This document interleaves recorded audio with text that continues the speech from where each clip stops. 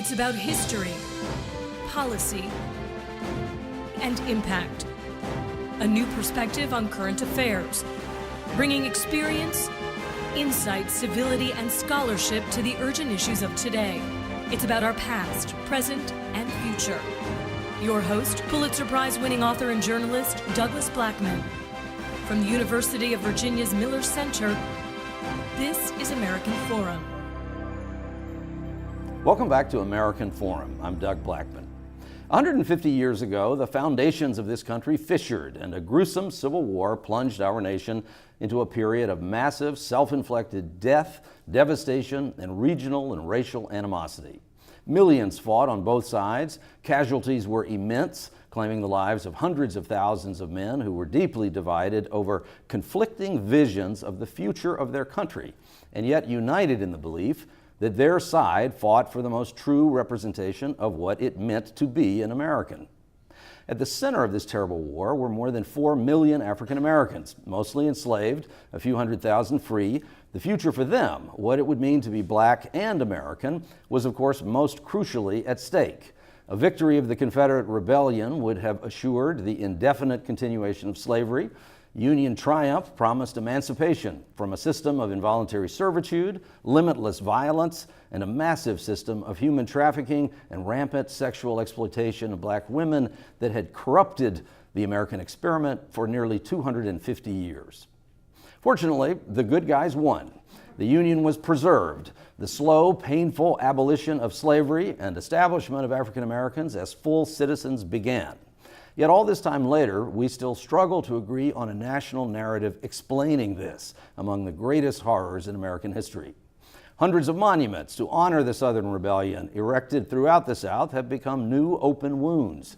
Plans to remove statues of Robert E. Lee and another Confederate general in Charlottesville, Virginia, where we broadcast this program, were at the center of a deadly alt-right neo-Nazi demonstration in August 2017. Proposals to remove or relocate Confederate monuments in other places are provoking ongoing struggles between supporters who say they simply represent a chapter of American history and critics who say they stand for white supremacy. How can a country as sophisticated as ours still be trapped in an argument so fundamentally primitive and tribal? Joining us to discuss these issues is Ed Ayres, one of the current generation's most influential and widely respected voices among American historians. His 1992 book, The Promise of the New South, is a cornerstone of American history and was a finalist for both the Pulitzer Prize and the National Book Award.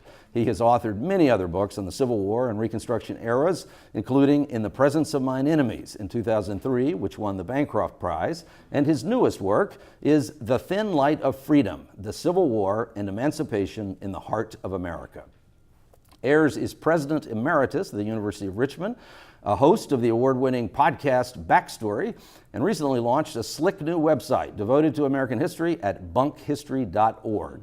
He was awarded the National Humanities Medal in 2013 by President Barack Obama, and now faces what might be the most complicated challenge of his career as a member of the commission established to advise the capital of the Confederacy, Richmond, Virginia, on what it should do with one of the largest inventories of Confederate monuments in the country. Thank you for being here. Thank you. Let's go back to this question right off the bat that we can never seem to resolve in America, and that is, what did cause the Civil War? Yeah, I wrote a little book called What Caused the Civil War, and the answer was, that's a really bad question, but we have to keep answering it. You know, I think one thing we have to acknowledge is that it's an unbalanced equation. The record shows that there is no doubt that the white South went to war to defend slavery, to defend the right to expand slavery wherever they wished.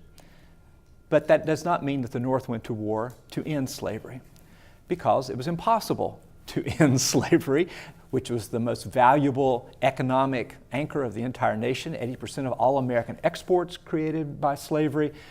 Enslaved population worth more than all the railroads and banks of the factories of the North combined. And so no matter how much people wanted to end slavery, they actually went to war to sustain the United States that still had slavery within it. So what caused the Civil War? Basically, Americans talked themselves into a civil war. There was nothing immediately at stake except the future of the nation as people were imagining it. So, people want the answer to your question to fit on a bumper sticker. And when I've talked with people, often the answer has the word just in it. Well, Ed, it was just economics, or it was just slavery. Well, anytime you have the word just, it explains something that complicated, you're already wrong. It's this alchemy of things that were bringing on an event that no one wanted, and that had, fortunately, the great good benefit that you mentioned of bringing the largest and most powerful system of slavery in the modern world to an immediate and uncompensated end. Was it about tariffs in any fashion? No. When we were coming on the anniversary of secession, we digitized the 3,000 pages of debates that we had in Virginia to determine if the United States was going to keep the state that wrote all its founding documents or not. And so we can go in and analyze it. The tariff is mentioned 81 times, in 3,000 pages. Slavery is mentioned 1,432. And so, no. Yeah. What else you got? So it's not a tariff. Another thing that I was definitely taught as a little boy was that, and as a big boy, was that to whatever degree the war was about slavery, it was kind of irrelevant ultimately, because slavery was this dying institution, and Southerners realized that, and it would have faded out of its own volition within a relatively short period of time. Yep, that's widely believed. The fact is, slavery had never been stronger than it was in 1860. It was growing even more valuable. Enslaved people had never been worth more, a good signal from the market of what they think. Slavery was being adapted to an ever-widening array of purposes, and the enslaved population proved remarkably adaptable to the different kinds of economic development that was taking place. So the Southern economy had never been stronger. It's the fourth richest economy in the world by itself, and is playing an ever-increasing role in American economy. So there is no sign whatsoever that slavery would have died under its own weight. And I guess one indication of that you write about it in the book, which really is a story of the end of the Civil War, and then particularly with a focus of the very end, and then you do something that's very rarely done in a Civil War related work. That is that you go well beyond. You actually treat the end of the war and the period that comes right after it as a period, right, and sort of distinct from Reconstruction. But then you don't write a whole lot about it. But then you take your last period, it goes right up into the beginning of the 20th century, right. And so that ties things together in interesting ways. But in the detail of how the war really does come to an end, one of the things that you talk about there is the decision by General Grant to begin seizing enslaved people as contraband in a sense, and in language that we wouldn't like today, but because the recognition that they were so central to the ability of the South to continue to have any kind of an economy and to produce the food and the things it needed to continue the fight. Slaves were the engines of this economy, and then that became a very important dimension of sapping the energy of the rebellion. Yeah, the Union Army just needed to look at the example of enslaved people themselves. So Virginia has slavery for 250 years before the Civil War. So that much longer than we are from the event, right? And 3 weeks after Virginia does decide to secede, black men go to the United States Army down at Fortress Monroe and say, we're on your side. So after 250 years, literally the first moment that African American people have an ally, they cast their lot with that. That is when they are identified as contraband. Now, the Union generals try and figure out, what do I do with this? There's nothing in American law. The Confederates are saying, your property, okay, I'm taking you as property. We'll call you contraband. And so the enslaved people themselves had shown at every step that they were central to every aspect of this. And, I find that, you're talked in really excellent ways about the way that we're still wrestling with this unstable narrative. And so sometimes people really want to start seeing the thin light of freedom shining early with the United States. Other people say, they're calculating and just militarily driven till the very end. And these things are so woven together, the idealism and the opportunism, it's really hard to figure out what's going on. It becomes clear in the campaign of 1862, the Union Army is coming up to take Richmond, bring this war to an end instantly, that the enslaved people are digging the entrenchments that the Union soldiers are falling against, and that the enslaved people want to be free. That's when the Union starts putting together these two things. One, these people deserve to be free and want to be free and can be our allies and are essential to the Confederate cause. So all these things come together to say whenever the United States has the opportunity to dislodge slavery, it will. The final half of the Civil War is really what we remember, but we remember it as how terrible the war was. Remember the Battle of the Wilderness and the horrible casualties among these units. But we leave out of it this escalation of both attitudes against African Americans and also just these are outright crimes against humanity, atrocities committed by Confederate forces for which there really is not a Union parallel. Is that a fair thing to say? In this context, you think of the Indian Wars. Yeah, no, but right? I mean in this, The white South, of course, would have said the entire Civil War was an invasion. I mean, you look at this, the white South feels morally superior and victimized from start to finish in all this. You know, as you said, you know, historians will celebrate this. They find, I mean, there's a public meeting in March of 1865 in which the people in Stanton say, we will never be reconstructed. And here's, you know, it goes back to your earlier question about black Confederates. They say, if President Davis and General Lee determine that they need our Negroes, we will give them just as we have given our sons, which is a disturbing thing to say. 3 weeks later, they surrender. So this history reminds us that it comes in ruptures.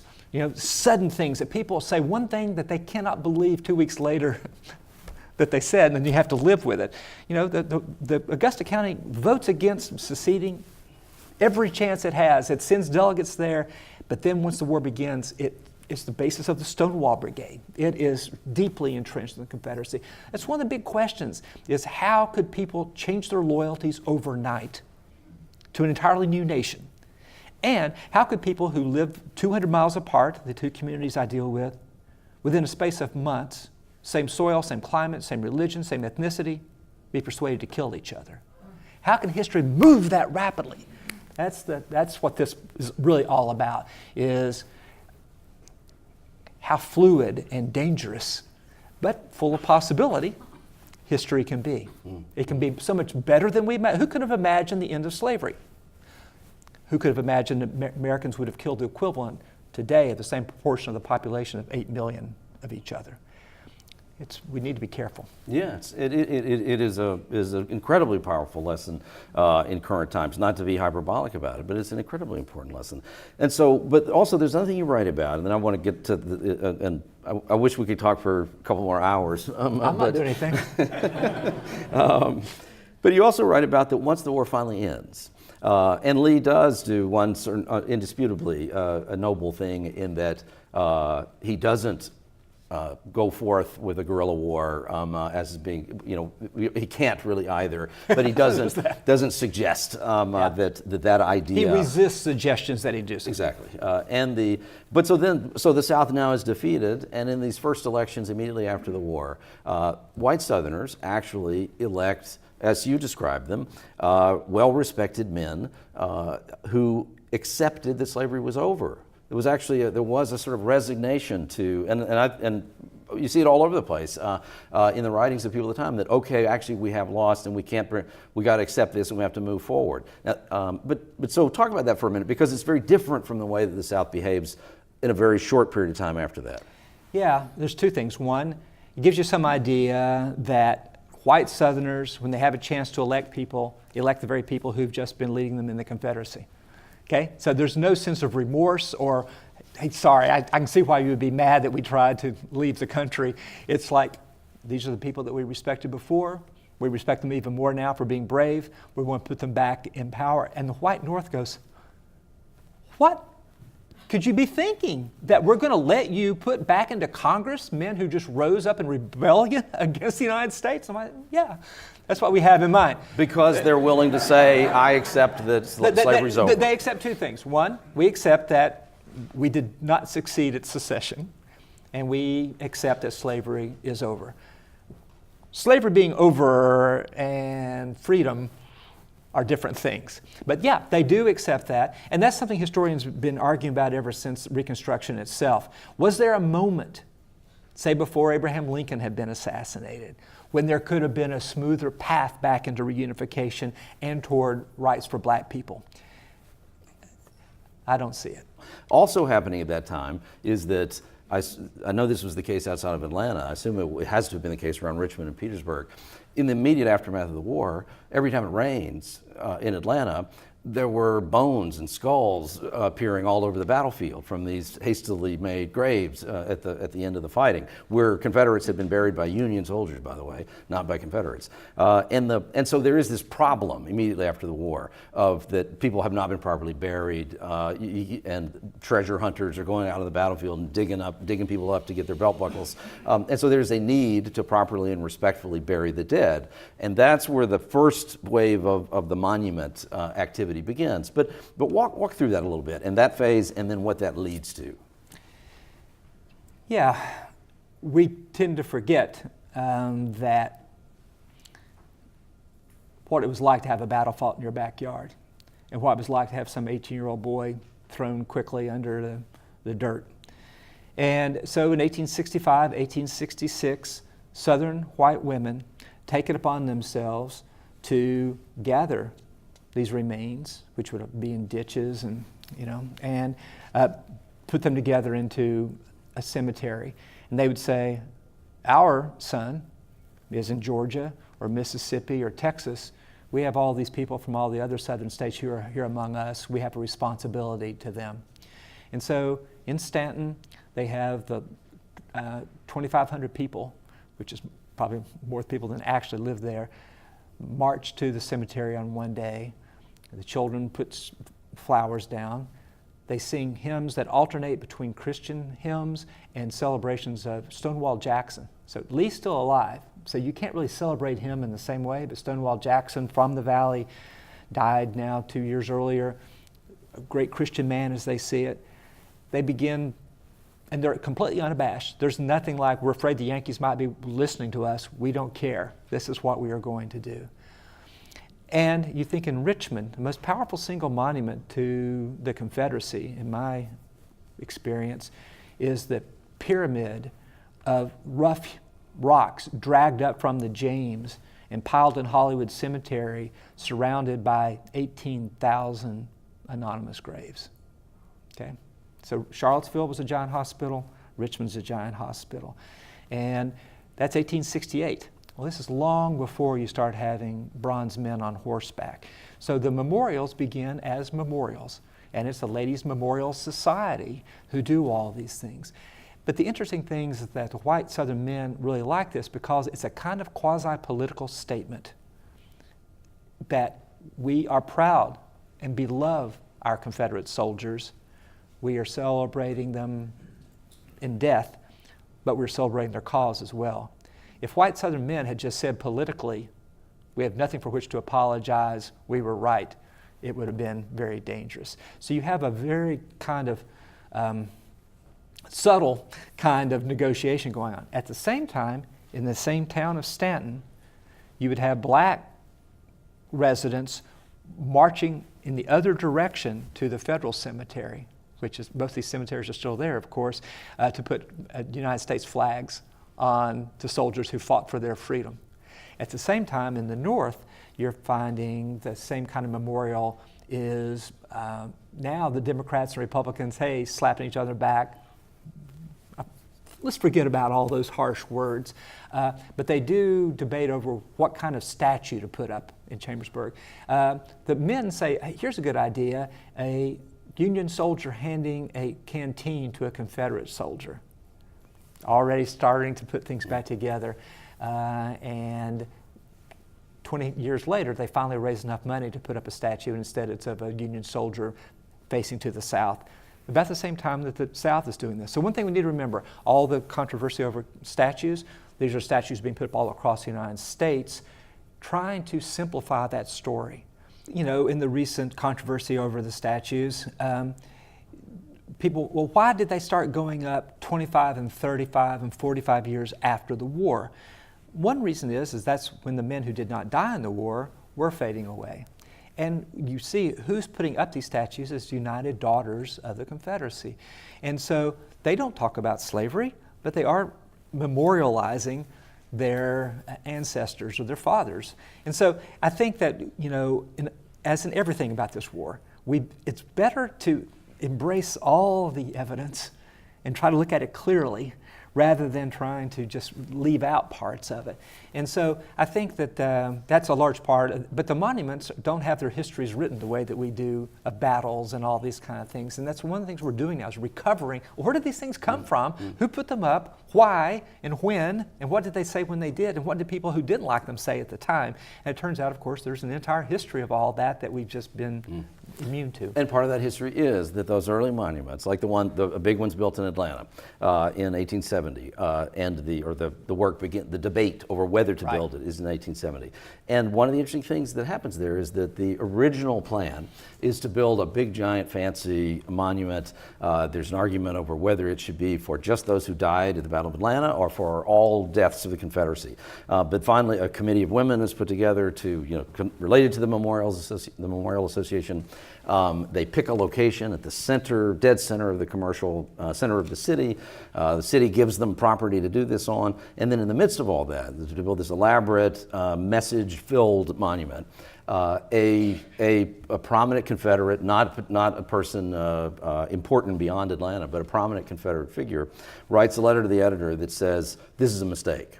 And it's actually immediately after Lee has died, and of course Lee has written in a couple of places that monuments are a bad idea. He's talking about all monuments, not just Confederate monuments.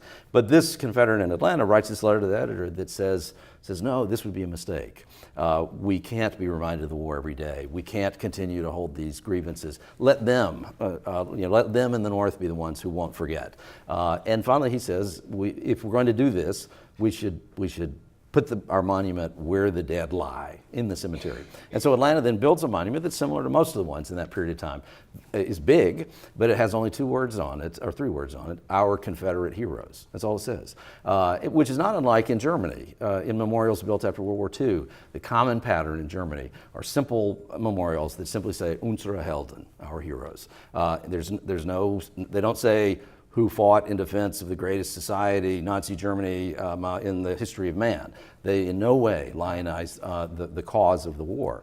And it's striking to me that the change you just described is when they go from memorializing the dead to including a memorialization and a celebration, really, of the causes of the war. And when you put that up against what we've just been talking about, I think that's when that gets really complicated.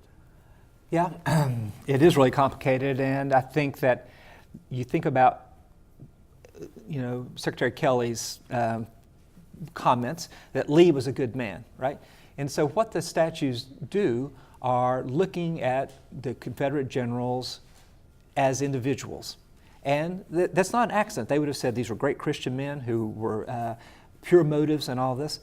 But what we don't have any monuments to are the 4 million people in slavery or the 800,000 people who died in the war. There are not many places where you feel the weight of our Civil War as we should. And there's almost no place where you see the weight of slavery as we should. So when I go off in these conversations, I tell people, I'm not going to have a position, but whatever you say, I will argue with. Right? Because I've heard the people on the other side who are speaking with goodwill and certainty that what they're seeing is right. And so for people to hear that there's another way of looking at this is often a surprise to them. I would say that this is not a dysfunction of our society that we're having this conversation now. It's a conversation that we were bound to have sometime. It falls to us to have it in as civil and productive a way as possible. I would say that it actually matters that we understand what happened in the Civil War, that we don't make statements that are self-congratulatory or evasive, but that acknowledge the hard history that we live. So, I joke, I'm a cheerful guy who gets up every day and thinks about really the worst things in American history for a living. And I'm not going to help those people. Their histories have already come and gone. But we need to listen what their histories tell us. They speak of warning, but they also speak of possibilities of things that are better than we can imagine actually coming to pass. They used to tell us not to give up. So I think that the monument conversation, I mean, nobody would have wished for it to have unfolded as it has. It's our job now to see if we can make it come to some kind of conclusion that helps redeem some of the suffering. Ed Ayres, thanks for joining us. Thanks very much. If you'd like to join the discussion about Confederate monuments or Ed Ayres' new book, reach out to us at the Miller Center Facebook page or directly to me using the email below or on Twitter at Douglas Blackman.